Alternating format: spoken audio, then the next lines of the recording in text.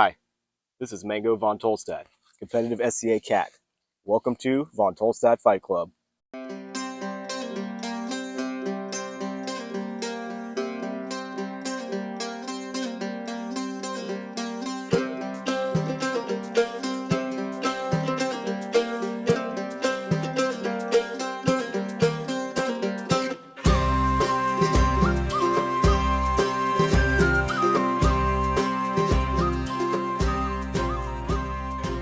Welcome back to Von Tolstat Fight Club. In this series, we examine rapier techniques and principles from the late 16th and early 17th centuries. In addition to practical fight experience in competition and sparring against non-compliant opponents, we use Fabris and the Vienna Anonymous as a base for our fighting system. As such, we place a big emphasis on controlling our opponent's weapon in some way as we attack. Some of the things we do here are directly from those sources, and some of them we developed on our own. Disclaimer, these are not the only techniques out there, but they are highly effective. So far in this series, we've learned about our ideal attack measure, how to close lines of attack, how to gain the blade, and how to thrust in opposition. In episode 4, we learned how to attack on the high outside line using terza to gain and seconda to thrust, and today we're going to follow that up with our second method of gaining and attacking the high outside line using a modified quarta with the false edge of our blade. Let's take a moment and discuss the principles of the true edge and false edge of the blade. To start with, the true edge is the knuckle side of the blade. As you see when you grip your sword, the true edge lines up with the knuckles of the fingers. The false edge is the opposite side. This coincides with the thumb. Get ready for some controversy. Common knowledge states that the true edge is generally considered the stronger side of the blade, and the false edge the weaker side, and this is generally true when we're talking about performing cuts. However, when we're talking about the thrust, this is not always the case. On the inside line, the true edge is certainly the strong edge, but on the outside line, things change when we're talking about a binding and thrusting situation. Now, before you start cussing me in the comments, hear me out. The first reason the false edge is actually very strong on the high outside line has to do with body structure in the hand.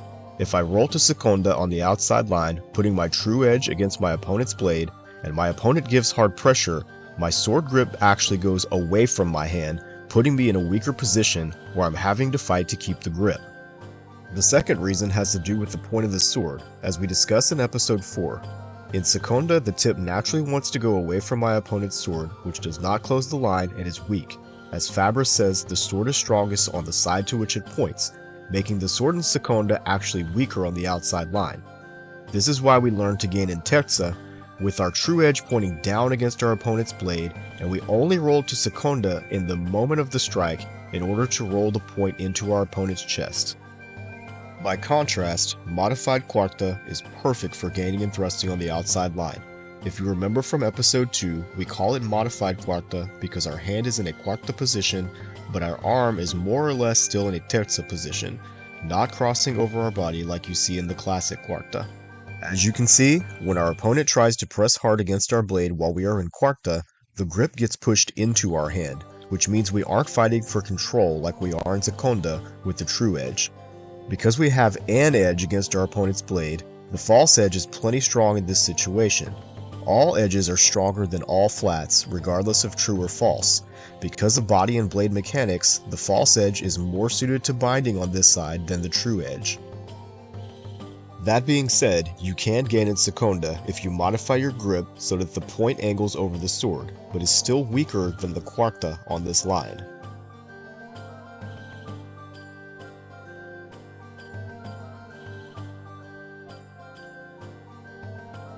These scenes are just for demonstration purposes. We don't recommend that you really stand and try to have an arm wrestling match over the line with an opponent in combat. If they press hard on your blade like this in real life, just cavazione and hit them, which is very easily done in the modified quarta guard. Seconda does have excellent uses on the outside line and can be very strong in certain situations and works very well when the arm needs to be extended laterally to intercept or trap an opponent's weapon. We are not discounting it at all. We are simply saying that we do not use it in this specific situation of gaining the high outside line.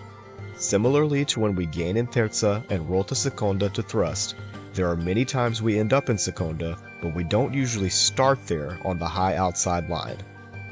Now that we understand how quarta and the false edge work on the outside line, let's look at how we can use it to attack.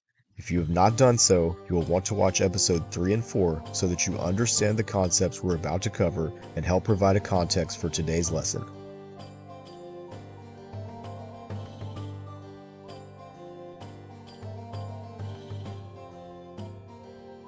We will begin with the Stringere outside of ideal attack measure, where we cross about 6 or 7 inches from the tip of our blade over about 4 or 5 inches from the tip of the opponent's blade. Our guard is in modified quarta, our tip is pointed up and out of presence over our opponent's non-sword shoulder.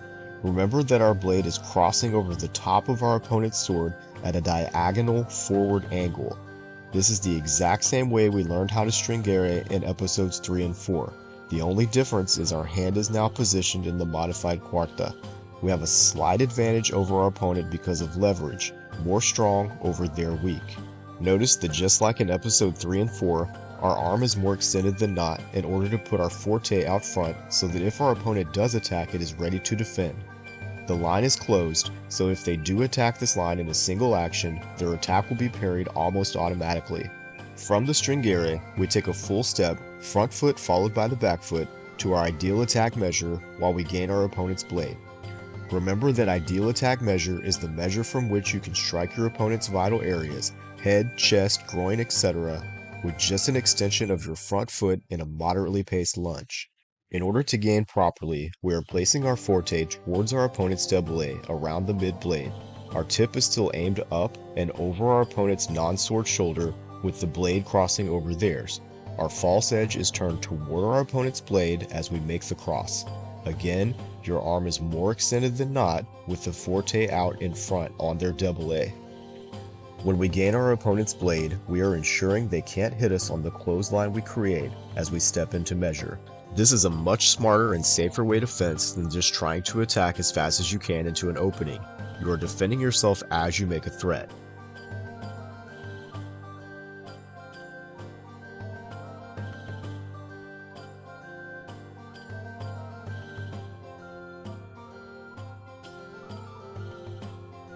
As a reminder, usually, but not always, your opponent will react to you gaining their blade. That's perfectly fine because you force them to react. It's during that reaction that you will strike them. More on those concepts in future episodes. For the purposes of learning today's technique and foundations, our opponent will not react to the gain. Once we have closed the line by gaining the blade and ideal attack measure, our next action can strike our opponent with a thrust in opposition. We thrust in opposition because it displaces our opponent's sword as we attack.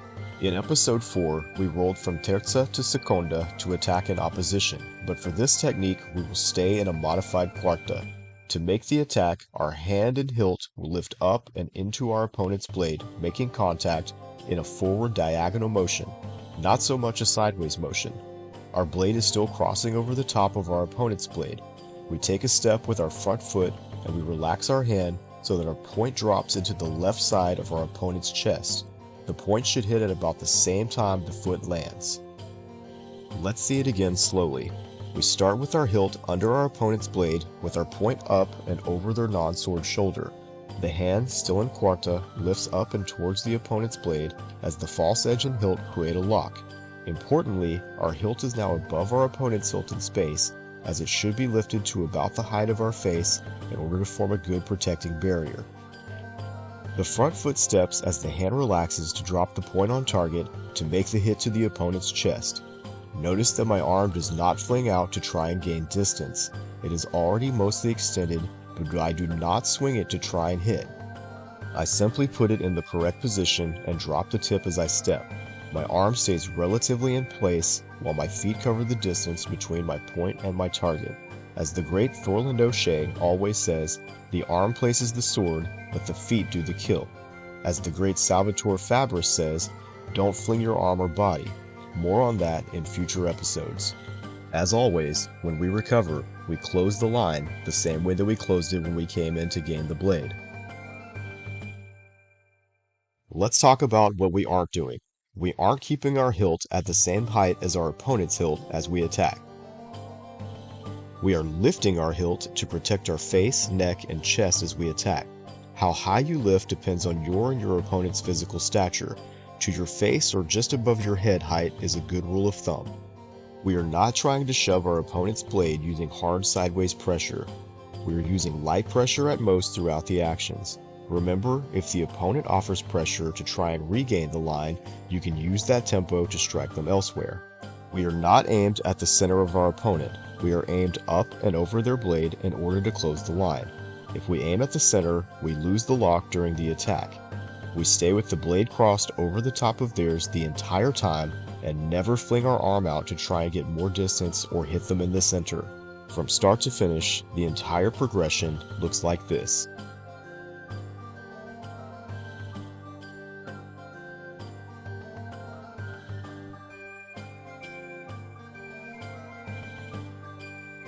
To practice today's technique, grab a partner and have them stand in a standard terza guard aimed at your chest or face.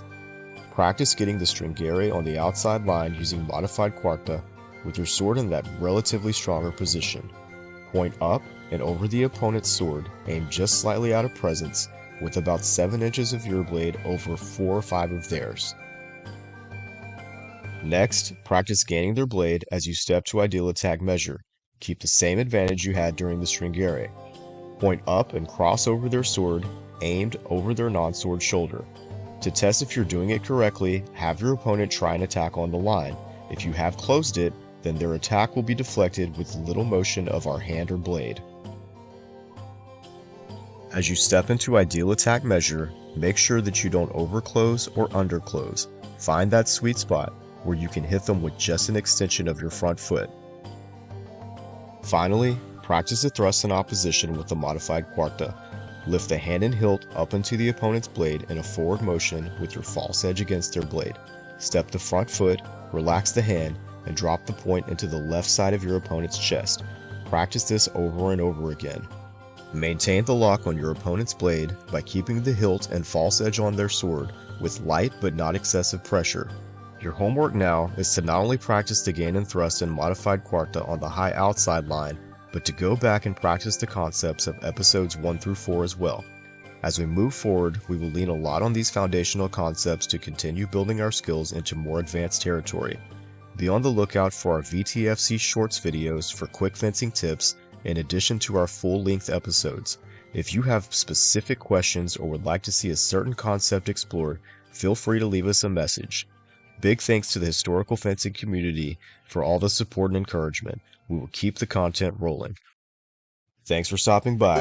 We'll see you next time on Von Tolstat Fight Club.